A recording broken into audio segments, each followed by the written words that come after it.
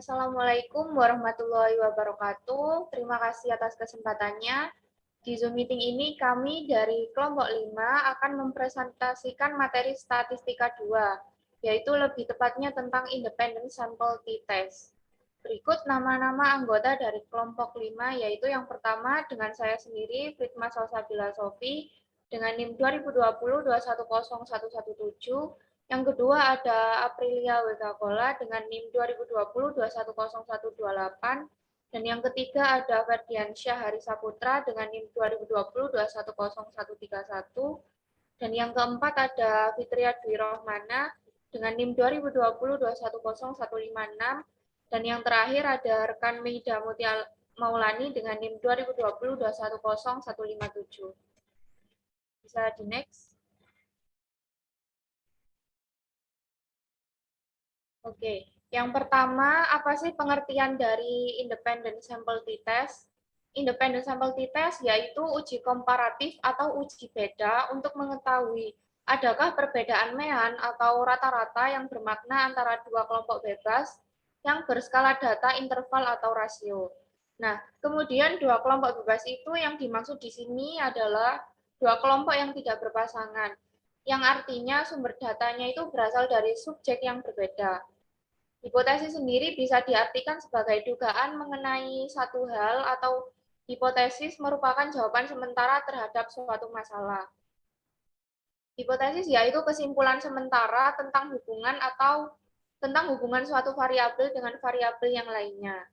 Nah, di dalam pengujian itu terdapat dua hipotesis. Yang pertama ada hipotesis 0 atau H0.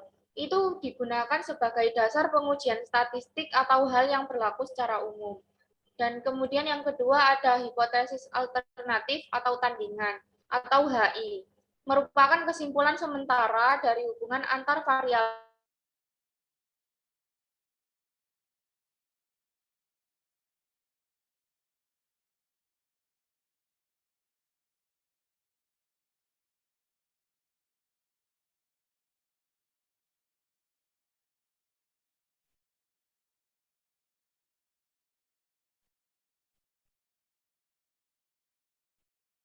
Bisa di next slide-nya.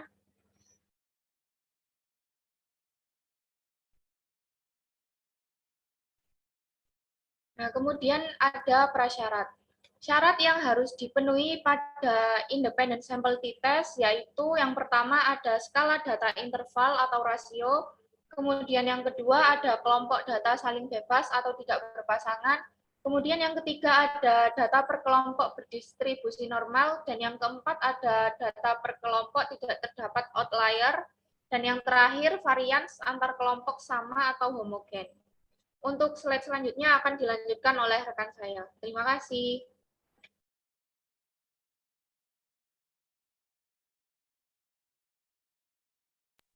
Terima kasih atas kesempatannya. Nama saya Aprilia Gola dengan NIM 128. Pada saat ini saya akan melanjutkan presentasi dari rekan saya. Kelebihan dan kekurangan independent sample t-test.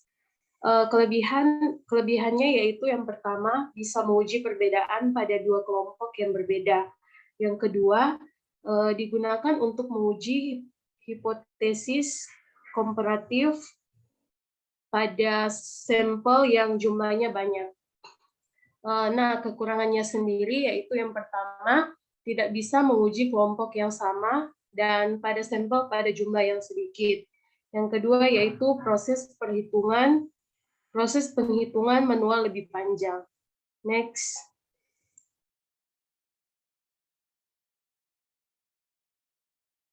Rumus dan penggunaannya. Rumusnya yaitu X bar 1 kurang dengan ET sama dengan X bar 1 kurang dengan X bar 2 per akar dari S1 kuadrat per N1 tambah dengan S2 kuadrat per N2 kurang dengan 2R kali dengan S1 per akar N1 dikali lagi dengan S2 per akar dari N2. Keterangannya yaitu X bar 1 sama dengan rata-rata sampel 1 X bar 2 sama dengan rata-rata sampel 2, S1 sama dengan simpanan baku sampel 1, dan S2 sama dengan simpanan baku sampel 2. S1 kuadrat sama dengan varian sampel 1, S2 kuadrat sama dengan varian sampel 2, dan R sama dengan korelasi antara dua sampel. Next.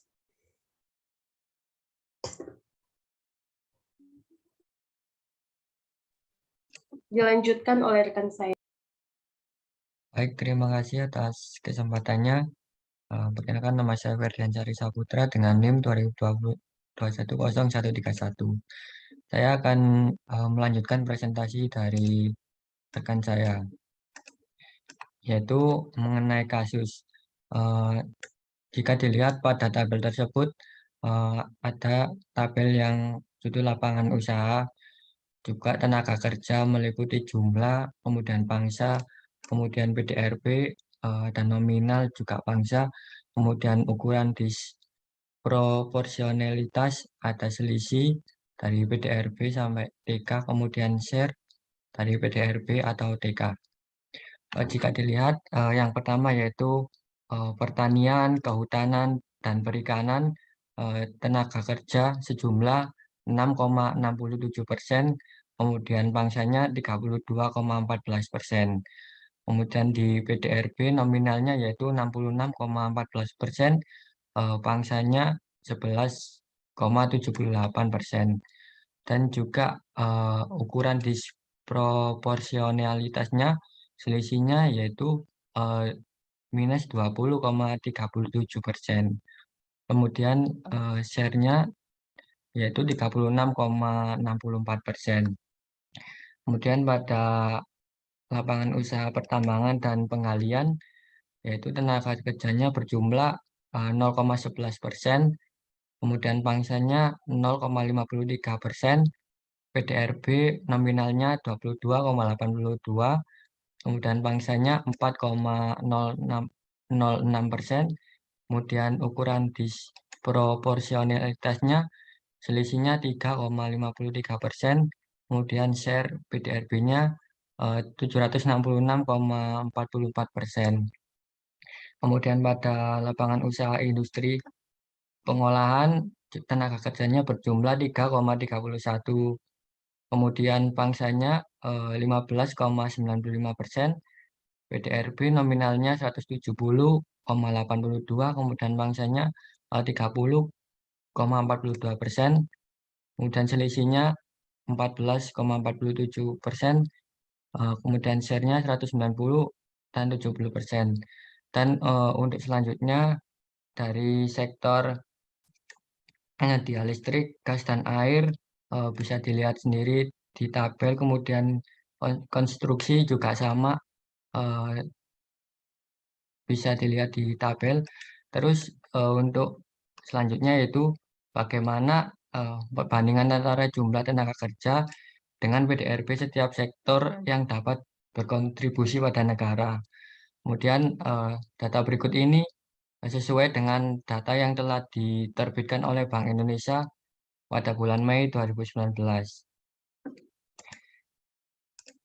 Nah, untuk selanjutnya yaitu uji beda rata-rata dua kelompok tidak berpasangan independen sampel dites, yaitu dikatakan independen tidak berpasangan apabila data kelompok yang satu tidak tergantung dari data kelompok kedua, serta kedua kelompok data berasal dari subjek atau sampel yang berbeda. Contoh penggunaan analisis uji beda rata-rata dua kelompok tidak berpasangan atau independen sampel dites. Yang pertama yaitu judul penelitian, kemudian masalah penelitian, kemudian yang ketiga hipotesis penelitian, kemudian yang keempat pengumpulan data penelitian, kemudian yang kelima yaitu analisis data penelitian. Baik, untuk selanjutnya akan dilanjutkan oleh rekan saya. Baik, terima kasih atas kesempatannya. Di sini saya akan menjelaskan uji normalitas. Uji normalitas digunakan untuk menentukan apakah data yang digunakan berupa data yang berdistribusi normal atau tidak. Untuk melakukan uji normalitas dengan menggunakan SPSS, kriteria data akan dianggap normal jika skor signifikansi atau SIG pada Kolmogorov Smirnov lebih besar daripada taraf signifikasi, yaitu sebesar 0,05. Hasil uji normalitas disajikan pada tabel yang tertera pada slide berikut ini, dan dapat dihasilkan bahwa hasil uji normalitas pada tabel di atas diperoleh nilai signifikansi Kolmogorov Smirnov pada nilai TK sebesar 0,059 dan nilai PDRB sebesar 0,009. Angka SIG Kolmogorov Smirnov ternyata lebih tinggi dibandingkan dengan taraf signifikansi 5%, 0,05 atas SIG lebih besar daripada 0,05. Hal tersebut memberikan gambaran bahwa keadaan kelompok data berdistribusi normal. Next.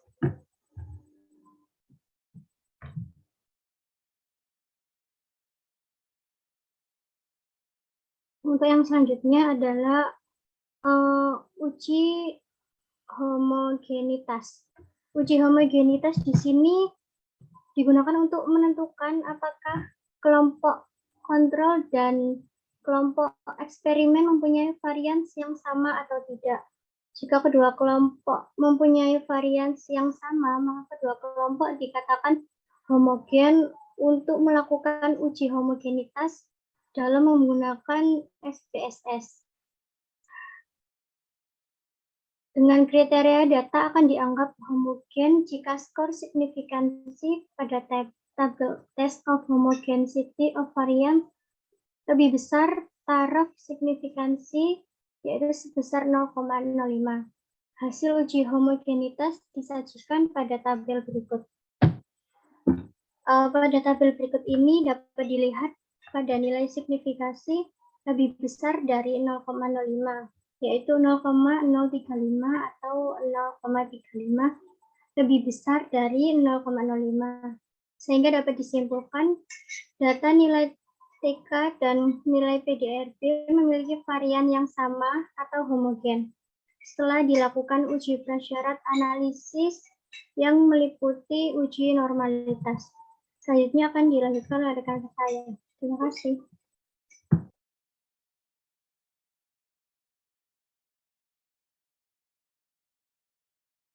Tahun 2020 udah 110-157 akan melanjutkan penjelasan materi dari rekan saya.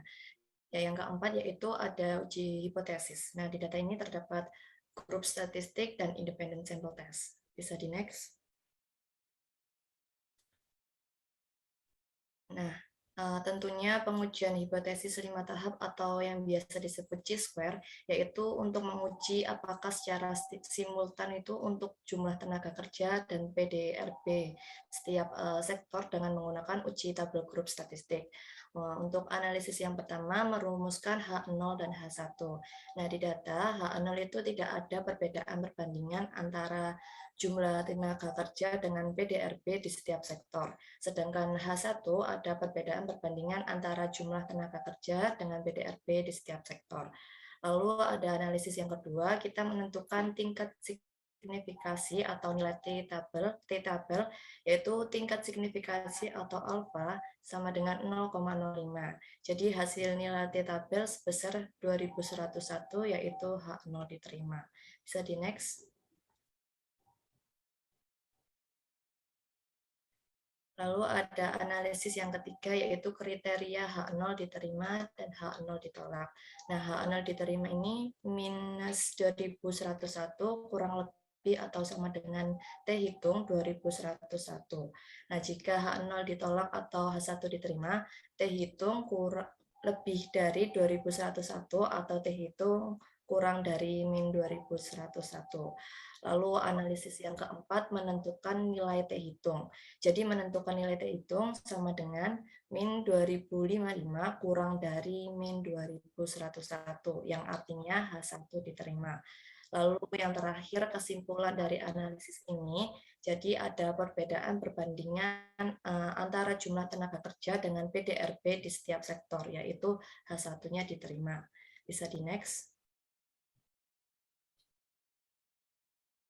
Nah, kesimpulan secara keseluruhan pada kasus, jumlah tenaga kerja dengan PDRB pada suatu wilayah harus seimbang. Maka dari itu dapat diketahui jika pembangunan di suatu wilayah akan dapat dikatakan baik dan sesuai dengan data yang telah diterbitkan oleh Bank Indonesia. Dapat diketahui bahwa setiap sektor memiliki jumlah tingkat tenaga kerja dan PDRB yang berbeda. Berdasarkan uji hipotesis yang telah dilakukan oleh sekelompok kami dengan menggunakan SPSS, maka dapat disimpulkan bahwa ada perbedaan perbandingan antara jumlah tenaga kerja dengan PDRB pada setiap sektor. Next. Ya, sekian presentasi dari kami, kelompok 5. Terima kasih. Wassalamualaikum warahmatullahi wabarakatuh.